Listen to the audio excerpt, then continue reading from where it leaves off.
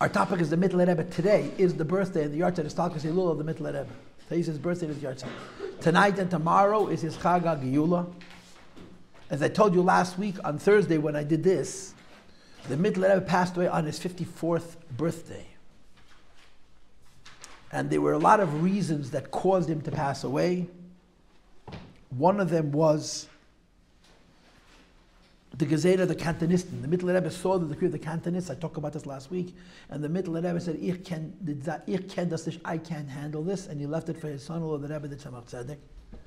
And the other thing was, when Alt Mittler was arrested and liberated, he was never free. They were breathing down his neck. They were breathing down. They never bugged off. The government, did I tell you the story what happened? Yeah. They threw him out of the court. They threw the opposition, they threw him out of the court like it was a non-case. But then quietly they started to do research. They were meddling with Mittler Rebbe didn't like it. Which is why Yud Kislev never became a Yom Tiv, because it wasn't over till after he passed away. Till after his Stalkes. Then all of a sudden they became nice. Okay, he's a nice guy. There's nobody to pressure. So the end story was that he went to his father's oil to complain about what was going on, and he came out and he said that Tatat Abgezvak for the Rabbonos. My father freed me from the Rabbonos. He started traveling back to Lubavitch. He got sick. He got stuck in a place called Nezhin, and he passed away. He passed away. There's some very powerful. So yesterday I told that story of how he passed away. Amongst the little things that I shared with the girls yesterday was he was in a coma. Mittler was in a coma. Mamish in a coma. And the doctors had told him that he's not allowed to speak Chassidus because he had problems with his lungs. One doctor goes over to another doctor, I want to show you a miracle. I want to show you a miracle. And he goes over to the Mittler Rebbe. You hear? He goes over to the Mittler Rebbe and he whispers in his ear that the doctors decided that he could say Chassidus. Yes? The doctors decided that he could say Chassidus. So he popped up, boom, he's back. And he asked for his Big Day Shabbos, and he put on Big Day Shabbos and started saying Chassidus for a few days. It was like, wow. That's what this Mittler Rebbe, his whole life was Amiras Chassidus. His whole life was saying Chassidus. So the night that he passed away, he said Chassidus 3 times. And it even says what my Morim he said. He said twice Chassidus in the Pasuk, Achar Hashem Elokechem Telechu. And the third time he said Chassidus in the Pasuk, I think it was Zecher Rav Tuvcha. One of the things that happened that night was he went into a trance. The Mittler went into a trance, Tadvekas. And he was not responsive. The Chassidim became very afraid and they started screaming. Screaming that the Rebbe shouldn't do this because Chassidim can't watch this. He was frightening them. And finally the Mittler Rebbe sat up and they asked the Mittler Rebbe if he heard what they said.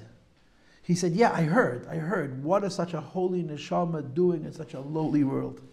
He was someplace else. I heard, what is such a lowly neshama, lofty neshama doing in such a lowly world? So he said Chassidus, and at some point during the night, the Mittler Rebbe said the same thing that the Shimba Yochai said, that I'm going to reveal things I never revealed before. I don't know if you know, the Shimba Yochai passed away the same way the Mittler Rebbe did.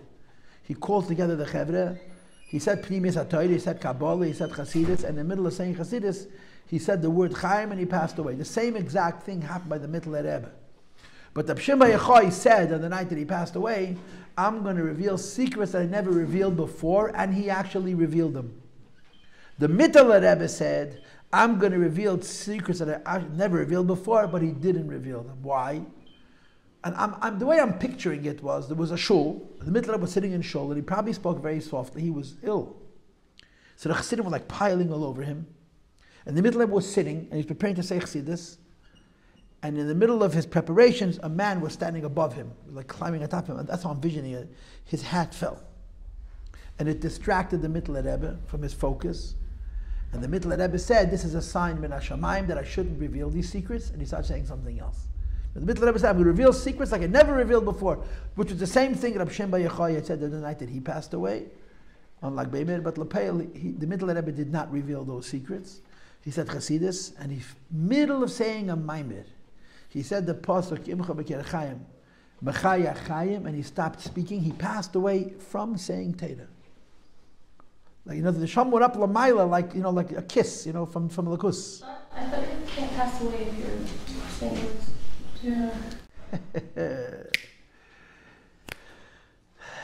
I'm going to give you an answer on one condition. Now you don't ask any questions on my answer. There's 2 ways to die. You listening? Yeah. One is the machine breaks down. And another one sends a light from heaven and it sucks your neshama out from the top. We have two different words for that. When the machine breaks down, we call that misa, death, or ptira, departure. When Hashem sends then a light that sucks the neshama out, we call that nishikin, a kiss, like Moshe Rabbeinu passed away, like Aaron HaKohen passed away, like Miriam passed away. And that's a whole different kind of story. That faked happens dafka when you say Torah. David HaMelech was protected from his goof breaking down because it was a midas HaTorah. But when a person passes away because Hashem gives you a kiss, you're not dying. You're going up to a higher level. And that's what happened to Rashbi, and that's what happened to the Mittler Rebbe. And the Mittler Rebbe said to be happy. So they went to his Levaya singing and crying. The Rebbe Gehasen Freilachai, the Mittler Rebbe. Now what I want to do with you, what I planned to do with you, was I want to talk to you about several of the Mittler Rebbe's Hasidim, okay? Because I don't know if you understand. Whatever I teach you, I use again, I post it on my website. So I did the whole biography of the Mittler Rebbe. You're the last class. Actually, I'm going to the other room. I'm going to do it again, although I'm going to do it with them. But I want to talk to you about a number of Hasidim of the Mittler Rebbe, okay? That's my topic. We're talking about the Mittler Rebbe's life, talking about his Hasidim. The most famous of the Mittler Rebbe's Hasidim, whose name you for sure heard, is Reb Hillel Paracher. Anybody hear of Hillel Paracher? Yeah, Reb Hillel.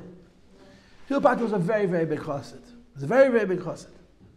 And he was one of the first chassidim who was actually a chassid, the son of a chassid. In those times, most people who were chassidim, their parents were, for lack of words, misnagdim. They were not chassidim. It's not everybody was a misnagdim, but they were not chassidim because chassidus was brand new. The Alter Rebbe's chassidim were not chassidim, the children of chassidim. They were children, the chassidim, children of people who were against chassidus, and they had to have mesirus nefesh to come to the Alter Rebbe. But Rabbi Hillel's father was also a big chassid. His name was Reb Meir HaLevi. The only thing was, he was not a Chabad chassid. He was a Chernobyl chassid of Reb Nachum Chernobyl. You've heard of Chernobyl Rebbe, right? Reb Nachum Chernobyl. His yard site exactly 1 month ago. Tes Chesher is his yard site, I think. And his Reb Hillel Paracher's father, Reb Meir HaLevi, was a chassid of Nachum Chernobyl.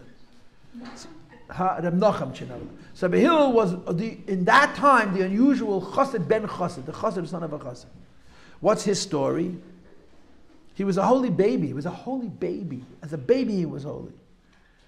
His Rebbe, Reb Nachum Chernobyl, was very old. And Reb Hillel Paracher was only 2. When Reb Nachum Chernobyl passed away, Reb Hillel Paracher was 2 or 3 years old, very, very little. And Reb Nachum Chernobyl was traveling. As a very old Rebbe, he traveled, and he came through the town where Reb Hillel's family lived. And it says the name of the town, but I don't remember it. So his father, Reb Meir HaLevi, took his little baby son to see the Heilige Rebbe, Reb Nachum of Chernobyl. If you don't remember, Reb Nachum of Chernobyl, he's the guy who was fat from Aman Yehesh Me'Rabba. You understand? I'm fat from Beidi Minim Zaynis. He was fat from Yehesh Me'Rabba. I just had the cutest story. I woke up this morning, the first thing I saw on my WhatsApp was, today's my son's birthday.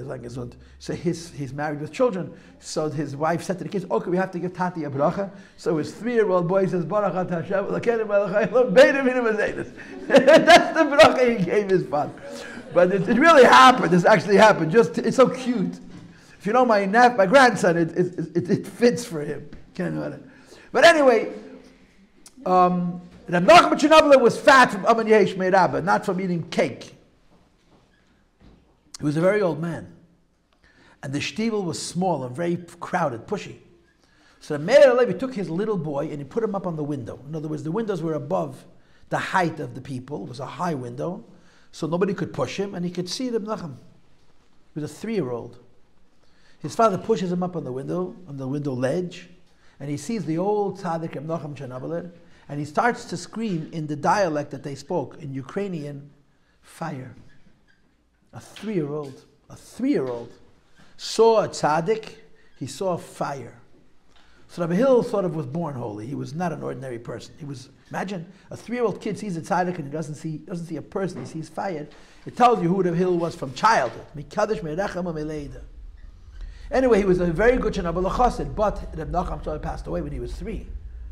See, he was not a chassid of Reb Nachum Chernobyl, he was a chassid of the son of Nachum Chernobyl, whose name was Reb Mordechai Chernobyl, Reb Motale Chernobyl, who was called the Chernobyl Maggid.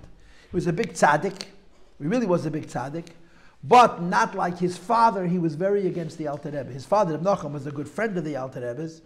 Reb Motla Chernobyl was one of those Hasidim who believed in Chagas, not in Chabad. He disagreed with the Alter Rebbe's derech. And Reb Hillel was raised with Reb Motla Chernobyl, who was a big tzaddik and a big Eved Elokim, the whole 9 yards. He was a really holy Jew.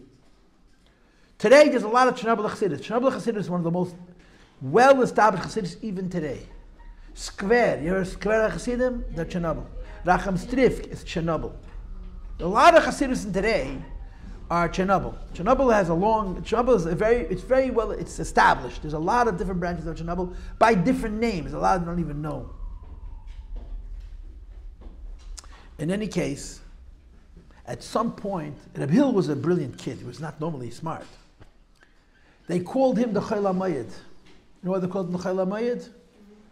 Because he got married before his bar mitzvah. So he wore his talis before he wore tefillin. Because on Chayla Mayid you don't wear tefillin. You got married at the age of 12 or 11. You got married very, very young. When you get married, the Gemara says that in those times, for kids like him, it was normal. He was a brilliant kid. He wasn't a normal child. He was also very holy. There's a Gemara that the Gemara says that one of the Ameroyim said, either of Ami or of Asi, I got married at 16, he said. If I had married at 14, I could look the Yetzer Hara in the face and laugh in his face. When you get married so young, you don't have a chance to have a Yetzer Hara. Reb Hillel was a tzaddik. He was a big Baal Madreg. Got married very, very young. And at some point, he came across a copy of the Tanya. He didn't live in Russia. He lived in the Ukraine. He lived in the Polish region, Chernobyl. He came across the Tanya. And he learned the Tanya and he fell in love with it. In those days, there was not a lot of printed Hasidic Sfarim. The time was most Rebbes didn't print their Hasidus. And the Tanya was one of the first, it wasn't the first, one of the first Hasidic Sfarim printed. Reb Hillel learned it and he said, this book's true. And he found out that the Mechaber of this Sefer is still alive. Alter Rebbe was still alive. So without hesitating, he ran to look for the Alter Rebbe. His mazel was that the Alter Rebbe was in the Ukraine punkt. Alter Rebbe was not in Russia, he was visiting the Ukraine. Why he was visiting is interesting. The Alter Rebbe made several visits to the Ukraine. But one of the reasons that he visited the Ukraine, this is a very interesting story, girls. I don't know if he was there twice in the Ukraine at the end of his life. Rabbi Levi Yitzchak of Barditchev passed away in the year Tovkuf Ayin, 1810. Right after Simchas Torah, Yartez Chafei Tishrei. The Alter Rebbe was very good friends with Barditchev. So Alter Rebbe traveled from Liadi to Barditchev. It was a long trip to be Menachem Ovel. And the Rebbetzin, the Barditchev's wife, was very, very upset, very broken. And she said to the Alter Rebbe, "Ve'vet mach me the Seder. My husband passed away. Who's going to make me the Seder this year?" And the Alter Rebbe said, "I will." And the Alter Rebbe stayed in Ukraine from the Shiva, which was in Tishrei, the whole winter. Pesach, Tovkuf Ayin, he was in Barditchev, and he made the Seder for the Amona of the Barditchev Rav. This is one of the reasons Alter Rebbe was in Ukraine for an extended period of time. There was another reason that do with Gezeris. And Rabbi Hillel ran after the Alter Rebbe to track him down. He heard that the Alter Rebbe was still alive, and that he was in the Ukraine. He ran after him. So he came to the city where the Alter Rebbe was, and they told him that he left yesterday. So he asked, he was all of 15, you understand? He asked, where did he go next? Tell him what city he went to next. So he ran after the Alter Rebbe. You have to understand, he wasn't taking a train, he was walking. He was walking. That's how they lived. He walked to the town where the Alter Rebbe was, and they told him, you missed him, he just left a few hours ago, yesterday. Did he say where he's going? He said, yeah, he's going. Anyway, this happened over and over again. Wherever he went, Alter Rebbe just left. And Rabbi Hillel realized that he's being prevented min hashamayim from meeting the Alter Rebbe. This is not a mistake that he's not seeing the Alter Rebbe. So he said to me, Oy b'chochma, be smarter than God. He asked people where the Alter Rebbe went, but he also asked where he's planning to go after that, 2 cities away. And they told him. So instead of walking to the city where the Alter Rebbe was, he walked to a city where the Alter Rebbe was going to be. And when he got there, the Alter Rebbe had not yet arrived. So he came to town. It was a Chassidish shtat, and obviously somebody was preparing to host. So one of the people in town had been asked to be the Alter Rebbe's host, and the house was set up for the Alter Rebbe, including the room that the Alter Rebbe would work in for the time that he was in the town. Huh? Hide under the table. Okay, it's the same story. So he went into the room that the Alter Rebbe was going to be in, and he waited. The door opens, the Alter Rebbe walks in. Now I have to give you a Hagdama. The Alter Rebbe had a rule. Anytime a chassid met him the first time, and chassidim met the Alter Rebbe because they wanted to learn how to serve Hashem, they wanted to learn Darkei Avodah, how to serve Hashem, how to daven basically, the Alter Rebbe would say, no, in the first Yechidus I'm not going to teach you how to daven, in the first Yechidus have to answer your questions. He used to say in Yiddish, Was is dir Shvebit? What questions do you have in Nigle? Because the Chassidim with Alter Rebbe were big Talmidei Chacham, big Go'enim. Rabbi Hillel Paracha knew this. Rabbi Hillel Paracha knew that the first Yechidus is Nigle, so he prepared himself. Rabbi Hillel Paracha was a Goan. The Rebbe writes that Bar Mitzvah was a Baki B'Shas, which was normal, in quotes. But he also knew by heart all the writings on Arizal. He was a big brain at 13. So we had Kashas and a Masechta called Eidechin, which is a parsha in Parshas Bechokei say about a person giving tzedakah against his own worth, but the financial worth. But what's unique about Eidechin is Hashem tells you how much you're worth based on your age, not based on your earning, based on your age. So Rabbi Hillel Paracha had learned the whole Shas, obviously, but in Masechta Eidechin he had a few hard questions that he couldn't find answers for. And he prepared to ask the Alter Rebbe these questions because he knew that if he meets the Alter Rebbe is not going to talk to him Darkei Avodah. The Alter Rebbe is going to answer his questions in Nigla. Alter Rebbe opens the door to the room. He's hiding under the table. And the Alter Rebbe broke his own rule. The Hillel Paracha was planning to come out and introduce himself and say, I want to speak about Avodah. And the Alter Rebbe would say, no, the first Yechidus is Nigla. Was it dir Shver? Before Rabbi Hillel can come out from the hiding place, he hears the Alter Rebbe's voice. And the Alter Rebbe used to speak everything with a tune, with a nign. And the Alter Rebbe said, a younger man was had shailes in Mesechtes Eidechin, darf sich frier allein meidach sein. A young man who has questions in the tractate Eidechin should first be meidach, that means evaluate himself, he judge himself. The Alter Rebbe broke his own policy. His policy was that the first Yechidus was Nigle, and now he gave him Avodah. Rabbi Hillel on the spot fainted. Boom, boom, boom. He heard the Alter Rebbe's voice. He never saw him. By the time he came back, the Alter Rebbe was gone. He never saw the Alter Rebbe. Because Rabbi Hillel Paracha was meant to be a chassid of the Mittler Rebbe's. And now, this is me speaking now. This is my explanation for the Alter Rebbe broke the rule for him. Because he wasn't Alter Rebbe's generation. Had he been a chassid of the Alter Rebbe would have said, as he said to all of his chassidim at the first time, the first Yechidus is Nigla, Vasa dir Shved, what questions do you have? But the Hillel came to the Alter Rebbe, but he was really meant to be with the Mittler Rebbe. So the Alter Rebbe, anyway, the Hillel went home. Then there was the war with Napoleon, which was a terrible war. People don't understand, between the Alter Rebbe and the Mittler Rebbe, there was a Guvaldik Yidis Aderes. The war with Napoleon was terrible. The physical life and therefore the spiritual life of Yidden by the Mittler Rebbe was 10 levels lower than the Alter Rebbe. They were poor and they were suffering and they were broken. It was a whole different world. And the Mittler Rebbe came back from Liadi to live in Lubavitch, which is right next door to Liozne. Someone this morning sent me a map of how close Lubavitch and Liozne are. The moment you can walk from Lubavitch to Liozne. It's a very short walk. It's a tiny distance. And he settled in Lubavitch. Rabbi Hillel decided he wants to go to the Mittler Rebbe. But to go to the Mittler Rebbe, he couldn't go by himself. He had permission from his Rebbe. To go to the Alter Rebbe, he didn't need the Mittler Rebbe's permission because the Alter Rebbe was a friend of the Mittler Rebbe's Rebbe, his father. But the Mittler Rebbe was a contemporary of the Mittler Chernobyl, we call the Chernobyl Maggid, as they called him. So before he left, he went into his Rebbe to the Mittler Chernobyl and said, I am being drawn to Lubavitch, to Chabad. I learned the Tanya, I find that it talks to me, and I want your permission to go to Lubavitch to see if that's my derech. Not the derech of Chasidi Poilim, but derech Chasidi Chabad. Choch Mavina V'das. And his Rebbe said, do not go, you have no business over there. And he said to him in Yiddish, As du wirst fahren, wirst du liegen mit dem Puppekarov. If you dare go, you're going to lay belly up, which means you're going to die. And Rabbi Hillel decided to risk it. Now, you don't mess with the Mittler Chernobyl. It was Ishel Akim. It's a holy man. He went to Lubavitch anyway.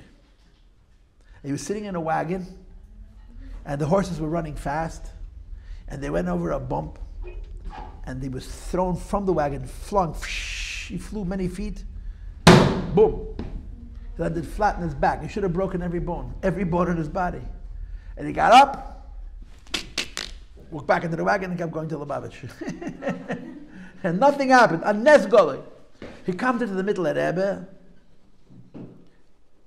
and by the middle of Rebbe it was a different Seder. By the middle of Rebbe, the first Yechidus, you had to ask a tikkun for Chaim. You had to have a correction for Avedas that young people have.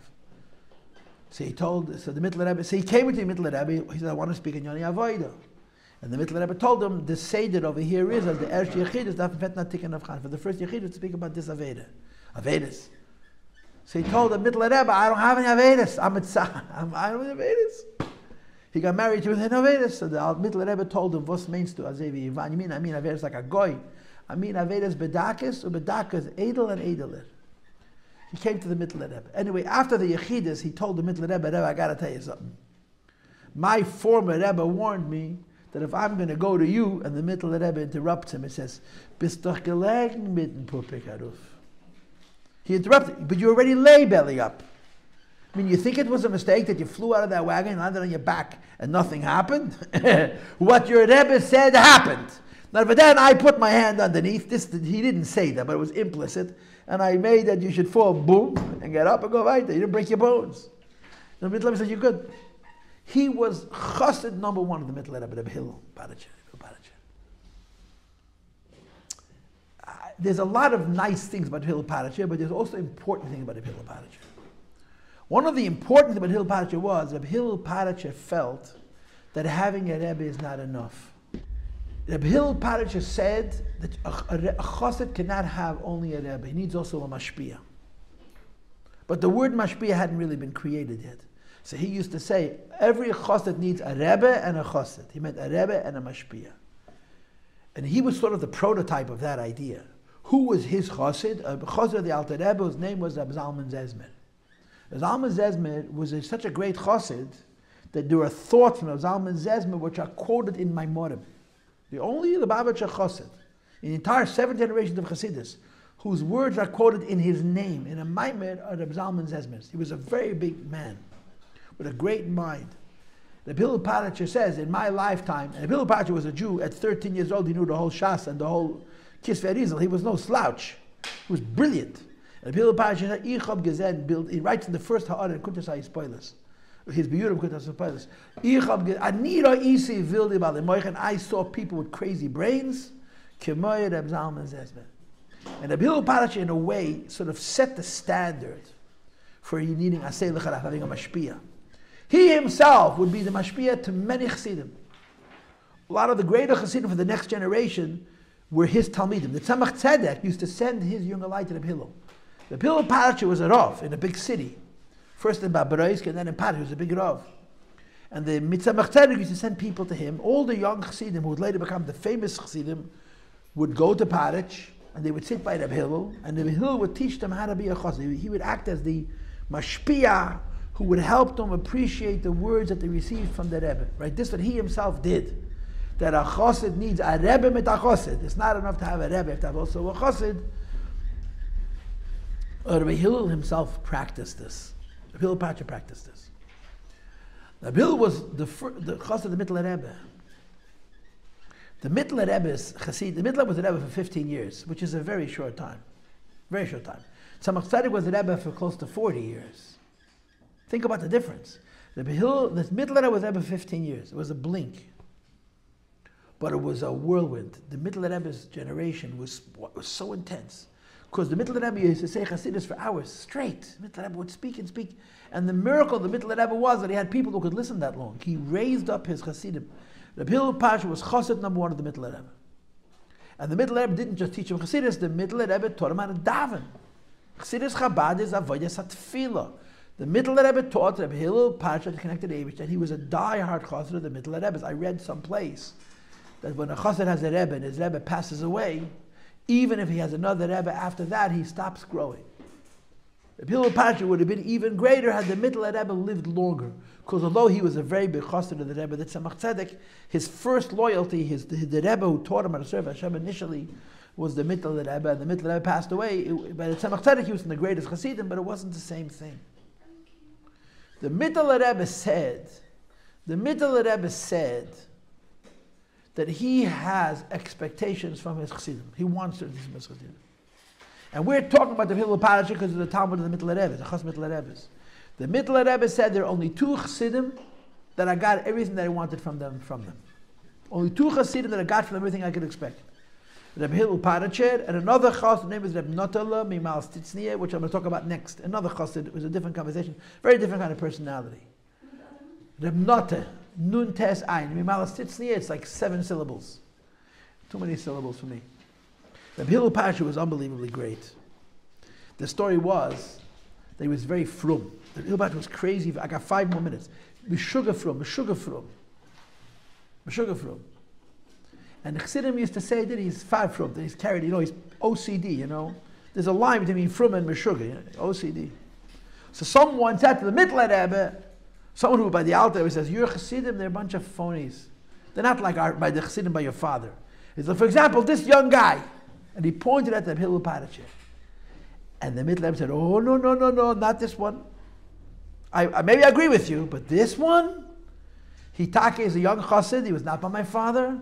This is the real thing. Reb Hillel Paracher's frumkeit was not normal. It says in the Sichos about Reb Hillel Paracher that a Chassid, a tzaddik b'maiseh, had not been in the world in the times of Hillel Paracher for 300 years. A tzaddik in the area of exactness and doing mitzvahs had not been on this earth for 300 years before Hillel Paracher. You know who lived in those 300 years? The Beis Yosef, and the Ramo, and the Arizal, and the Alter Rebbe, and the Baal Shem Tov. And Chassidim say that Reb Hillel, in the area of frumkeit and precision in doing mitzvahs, there had not been a tzaddik in the world like Reb Hillel for 300 years. I mean, the stories about the Hillel are not normal. L'mashal, Reb Hillel Paracher, it says in Sefer Chassidim that you're not supposed to ride in a wagon across a bridge, you're supposed to get out of the wagon and walk. And Reb Hillel Paracher instructed his wagon drivers that they come to a bridge, they have to wake him up. Anyway, Reb Hillel Paracher worked very, very hard one day. It was late at night, he was very tired, he fell asleep in the wagon. And they decided not to wake him up. And the wagon driver decides he's going to go over the bridge while Reb Hillel sleeps. The minute they got to the bridge, boom, he woke up. If he decided that he's not riding across the bridge, he's walking, he woke up by himself. Reb Hillel Paracher, when he would go to the mikveh, would keep his yarmulke on. His yarmulke would float around on the surface, and his yarmulke once floated away. Pashut almost died because he would not poke his head out of the water unless the yarmulke was there. That's what Reb Hillel Paracher was. One time there was no moon for Kiddush Levana. By the way, we didn't do Kiddush Levana Matzah Shabbos because it was only Vov. Today's already Tuesday. In the wintertime Kiddush Levana is tricky. Oh my God. The girls don't do this, but the boys got to do Kiddush Levana. This is the day. There was no moon. It was the 15th night and there was no moon. The Hillel was in Lubavitch, so he sent a pidyon nefesh to the Tzemach Tzedek saying that we need a moon. And the Tzemach Tzedek answered, there'll be a moon. The Revival was a fabrengen. Like 3 o'clock in the morning, somebody runs in and says, oh, there's a moon. It's a little cloudy, but it's a moon. Api halacha, even if the moon is cloudy, you can make the brach. The Hillel walked out and he saw the moon was hazy. He said, no, the Rebbe said there's going to be a moon, it's going to be a clear moon. He went back inside the fabreng. Right before the sun came up, the clouds parted, a gorgeous moon, and Reb Hillel's Mekadosh Levana. Rabbi Hillel said later, when I was younger, there was once no moon, I was not able to Mekadosh Levana. He says, now I'm old.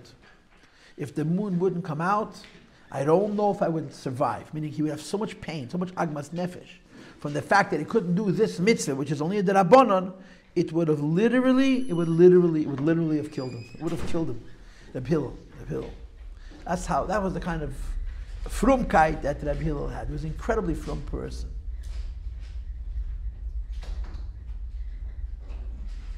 Okay, I'll continue this with the seminary-based girls. If anybody wants the whole...